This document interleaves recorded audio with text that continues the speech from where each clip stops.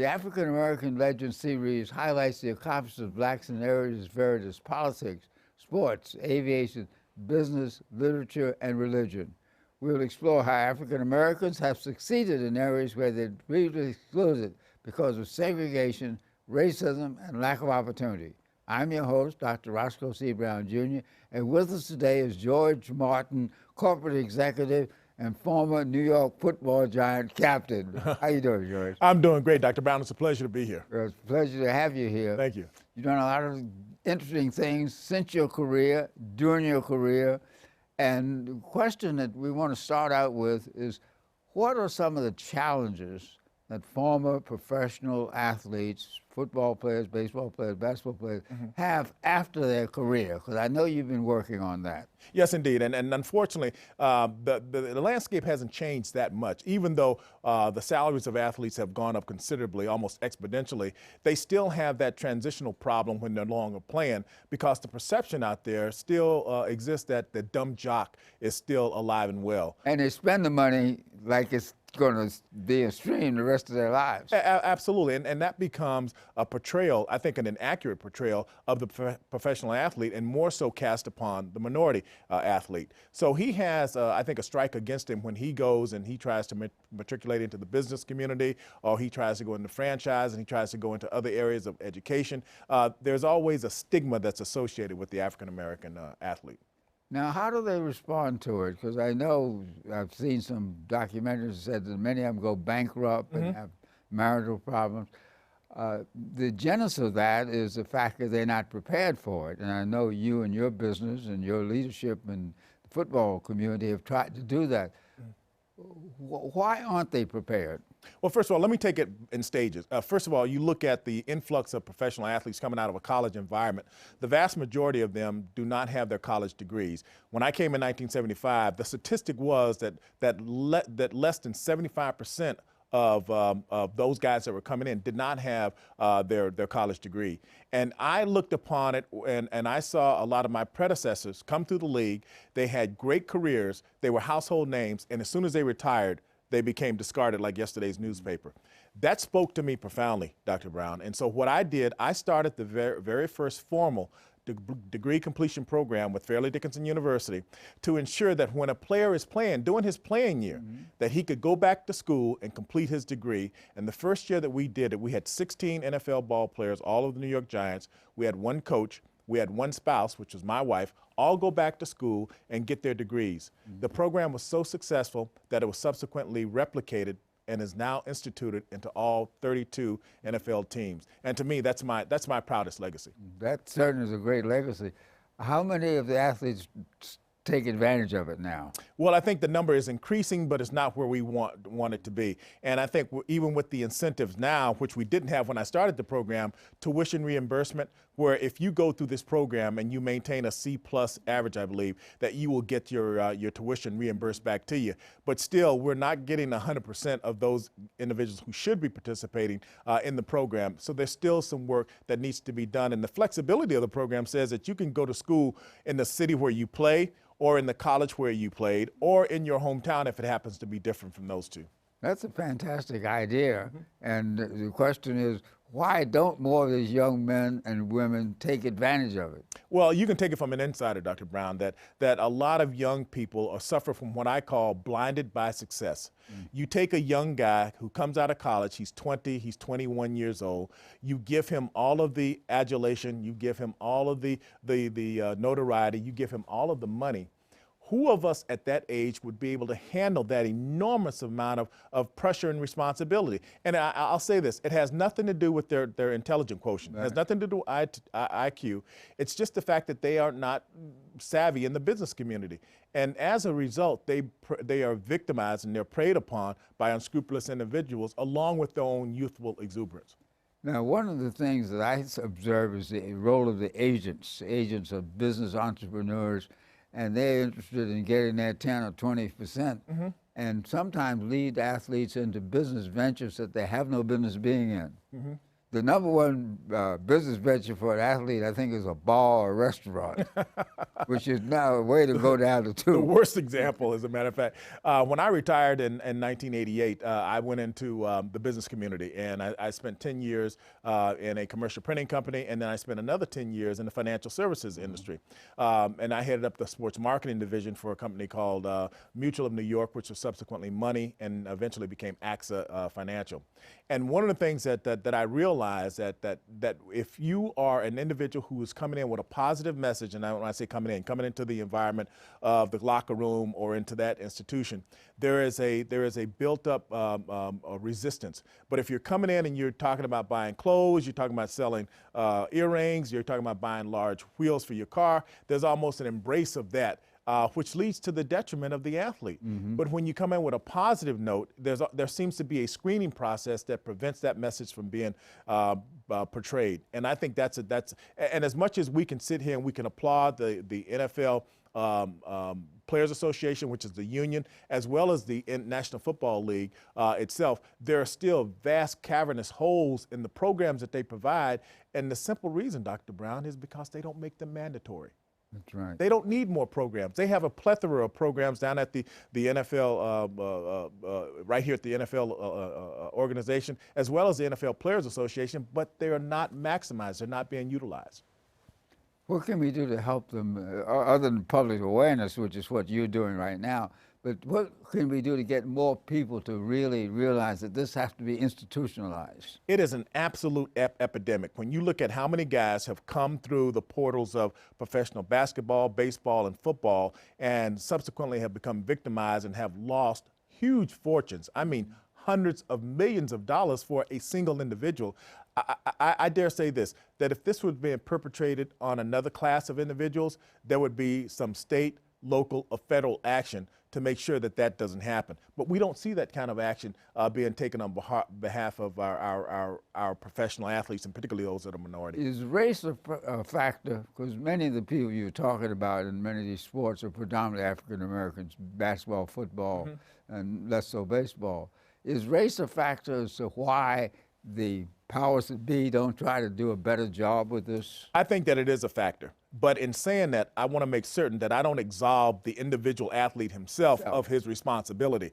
Ultimately, it's his responsibility to make sure that he is surrounded with the best legal advice, the best financial advice, the best accounting services. Those are part of that basic fundamental support group that you should have, and it is promoted in the circles of the NFL alumni and the NFL Players Association and the NFL itself. But there again, it is not made mandatory. And I'll give you a comparison, Dr. Brown. When I went into corporate America, the first thing that they did was talk about my compensation structure and my options.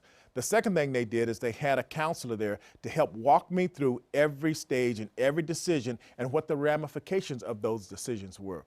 If the NFL would apply that simple, fundamental, basic, and very logical approach to their players, once they come in, I think you would see a complete turnaround in the amount of guys that fall through the financial cracks. Well, one of the problems, I think, is that so much of this is business. You got the agents, you got the contracts, you got the television. And for a young person coming in, although these people coming in now are not that naive because they've been doing it in college. They've been exploited in college already. So they're, what's in it for me? One of the things that you've done with your journey for 9/11 is to go beyond what's in it for me. Now, what got you into getting into Journey for 9/11? First of all, let me go back a ways and give credit where credit is due, and that's to my parents, who instilled me. Number one, absolutely number one, with the golden rule. And I was very fortunate in that I had a male role model sitting at the head of my table. You know, I had a father and a mother there that gave me that, I think, that moral backing and instilled in me the golden rule. But the thing that really got me, Dr. Brown, was the hypocrisy that because I go out and I play a kid's game at a professional level, I'm a hero. That doesn't sit well with me. I think that the bar of heroism should be raised much higher than that. And on September 11th, 2001, and when I saw this group of individuals who were running toward that tragedy, going against every human instinct in order to save and protect our freedoms, to me, that spoke about heroes. And so I decided to use my bit of celebrity to help recognize real heroes in our society. And I came up with the Journey for 911, which would see me walk from the George Washington Bridge here in New York all the way across the country to California. And in doing so, bring awareness to the plight of those first responders and also raise funds for their medical expenses. And we raised over $5 million in that effort, and that's something I'm very proud of.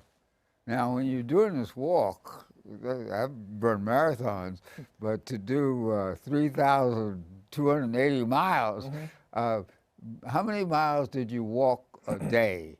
And did you have anybody walking with you?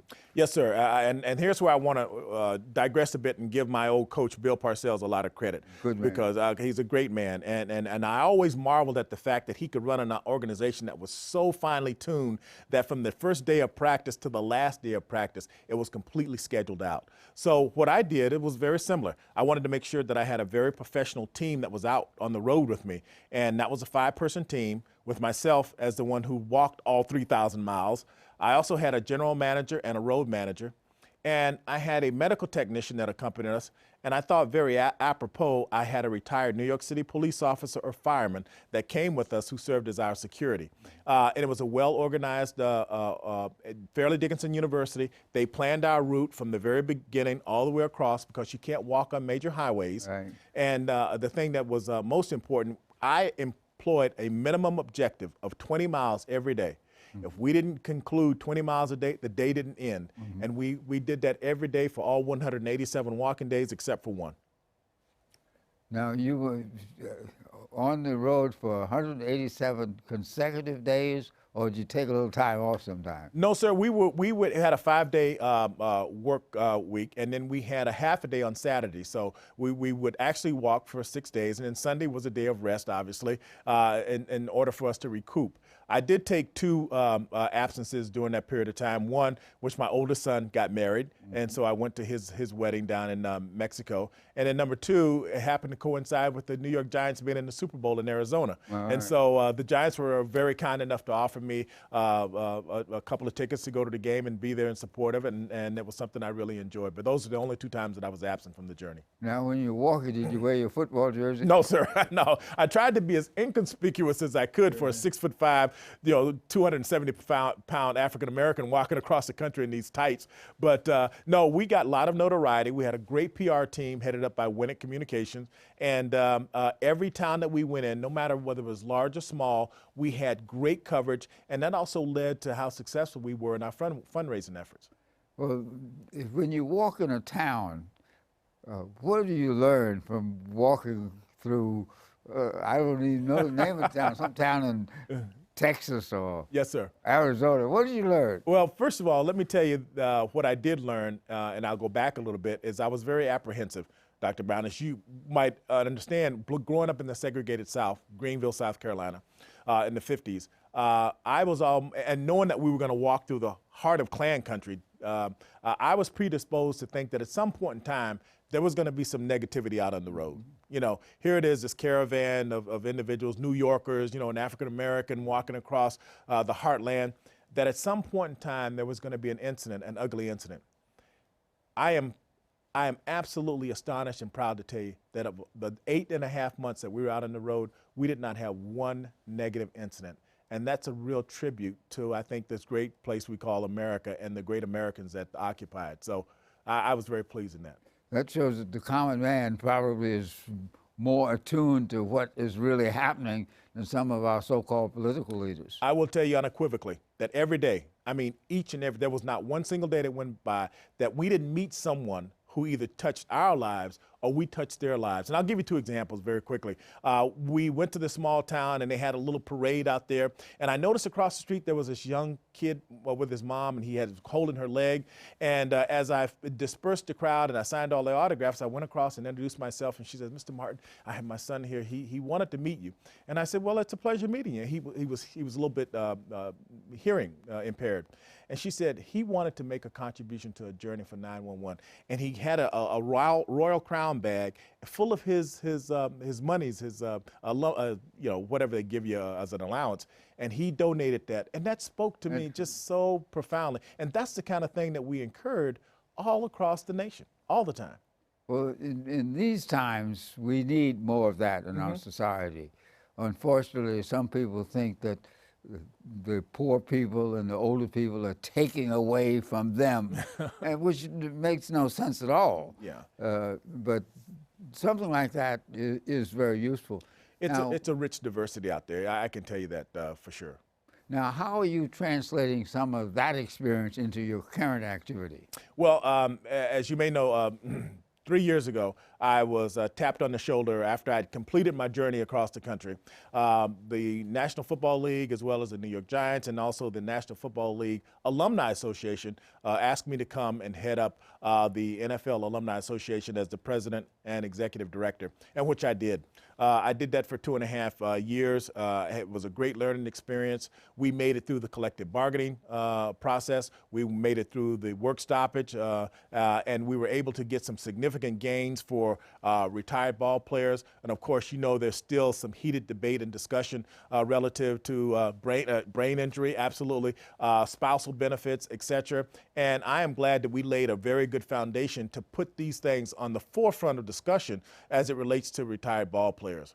I've since then resigned and stepped down from that position because I wanted to be able to capture, as I'm approaching my 60th birthday, I wanted to be able to capture the journey for 911. So I'm writing a book right now about that episode, and I'm very pleased. And I'm going back, and I have 2 501c3s, charitable organizations. One obviously is a Journey for 911, but one is also over 25 years old, and it was started on the heels of the Central Park jogger incident. And we as former professional African-American players started an organization called Minority Athletes Networking, and it's been around for some 25 years, and I'm going back to head that up as their executive director. So I'm very pleased and proud about that as well. Let's talk about football. Absolutely. How do you think professional football has changed since you were playing? Well, sir, first of all, I mean, there are several areas that we can look on and say that they're apples and oranges. You know, you and I talked about this before the segment started, about just practice itself. And, you know, when I came in 1975, it was a gladiator sport, and practices were brutal. We had, I think in my second year, we had 16 knee operations just in the preseason. 16 knee operations. It's unheard of. Every day was a full contact scrimmage, and it was 2 months long. Training camp was 2 months long, and every day we hit. Nowadays, you don't have that. You don't have that. It's very much controlled. The protection and safeguards for the players, which I applaud, has been implemented, and it's followed very closely by the league. I applaud that. Secondly, the salaries, as we talked about. My first year, I think I earned $18,000, and that wouldn't pay the taxes on some of the contracts that you see nowadays. And salaries have increased exponentially, and again, I applaud that, because I think that when you look at it, you have to see that a guy is sacrificing his health, and you look at the case of Junior Seau, which is just a horrible tragedy, that those kind of things, there's not enough money that will compensate you for your life, but at least it helps protect the families while you're playing. And then thirdly, I think the most important thing is free agency. We never had free agency, where you could play out your contract and go to another team. Now you see that implemented in the NFL, which I applaud, and I think that's very good. But what you don't have, Dr. Brown, which I think is a faux pas on behalf of the NFL, is that we do not have guaranteed contracts. You still have the problem where if you go out and you get injured tremendously, that contract becomes null and void after that year in which you got injured. So you can sign a 10-year contract, you get injured in year 1, those 9 years do not count toward your income. Well, football is a gladiator sport, as you suggest. Yes, sir. Body against body and so on. It's marketing, tremendous marketing for the NFL. What do you see the future of the sport being? They're talking about going national. They're talking about having a women's league. What do you see the future of the sport? Is the sport fundamentally a good sport, or does it need some basic changes to be more relevant and safer and better for the participants? Well, first of all, I'm not sure how I would quantify whether it's a good sport or not. I know that when you look at a $10 billion industry, I think that says that it is certainly financially business. It's a huge business and it's economically viable. I think number two, that it is an American, it's part of Americana, and I think its popularity is at its zenith right now.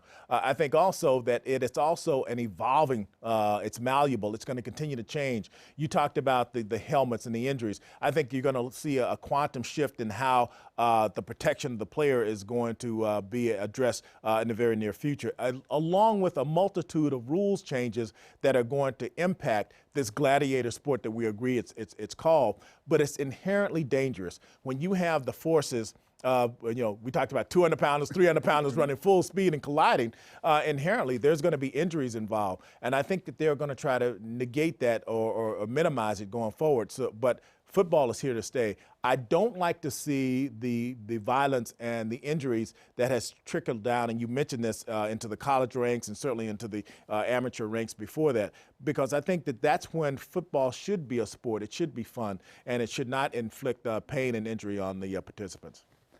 Now, in terms of working with former athletes, you've been out of the sport for quite some time. Mm-hmm. These young fellows who come out, they come out at 30 years old. The average career of an NFL player is, what, 3.5, 4 years? Yes, that's 3.5 years. Yeah. They may have made $15 million, yeah, but their life is in front of them. Mm-hmm. What advice would you give a young person like that? Not only would I give, but I do give quite often. That's what you should be doing. Hardly a day goes by in which my phone doesn't ring. Helping with a former athlete with his transition into what we call the real world. And I think that there is a segment of time, Dr. Brown, where humility has to set in. Because they, you've seen it. They come out of this industry full of, brass and piss and vinegar, if I can use that term, and they feel that there's a sense of entitlement and invincibility.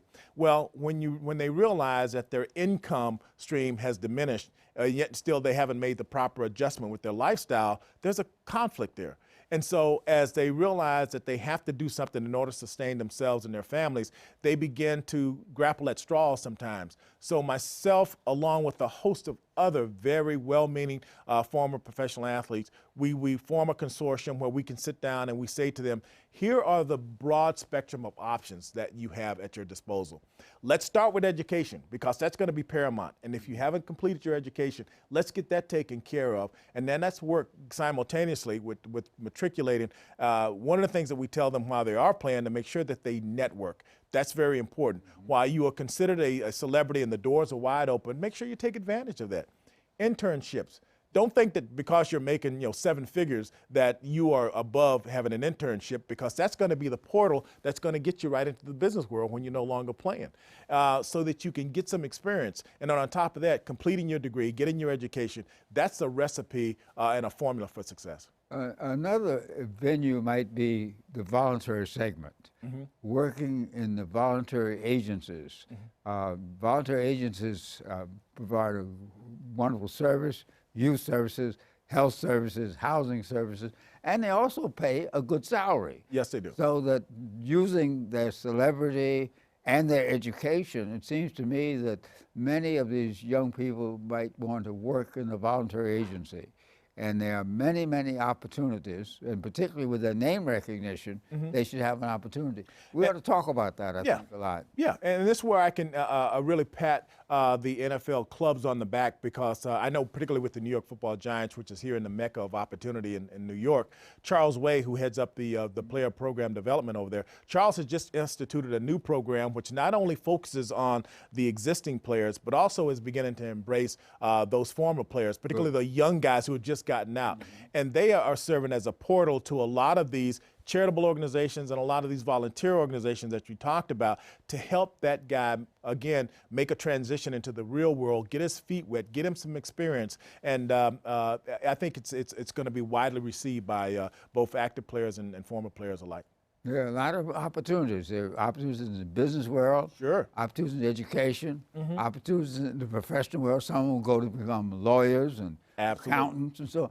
that's the kind of message that you're trying to send, and I hope that some of your colleagues also try to send that message. And they do. And as I told you, I've worked with Harry Carson, who's a great, great partner of mine. He's from South Carolina as myself, and we our careers completely parallel with one another. So he's been a great advocate along this way, and he's been an outstanding advocate for promoting the injury factor in professional sports and trying to get that addressed. So it's nice to have those brothers in arms. One other group I'm sure you're working at is the historically black colleges, because not as many of the players come from historically black colleges as they used to, but still some do. Yes. And the historically black colleges have a long tradition of service, a long tradition of college athletes, and I'm sure that when Harry and you talk to them, they will respond. Yeah, as a matter of fact, Harry went to a historical black university, and we've talked, when I was with AXA, one of the things that we made certain of, that when we had our internship programs,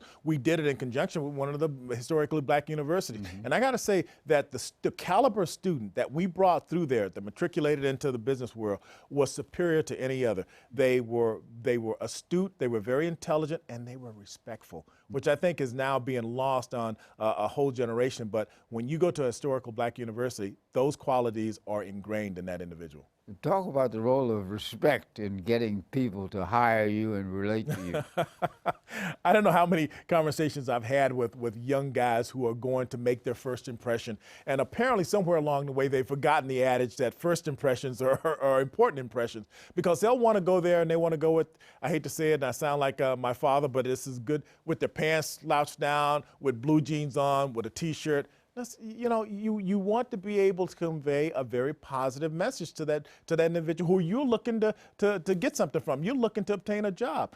Go in there, present it yourself as if though he can't do without you. Look the part. Make sure you do a little bit of advanced study so you know what the organization is about. And George Martin has done exactly that. George Martin, our guest today, former New York Giant, leader of helping young people to make that transition. Thanks for being with us today, George. Dr. Brown, it's been a pleasure. Thank you, sir. Thank you. Very good.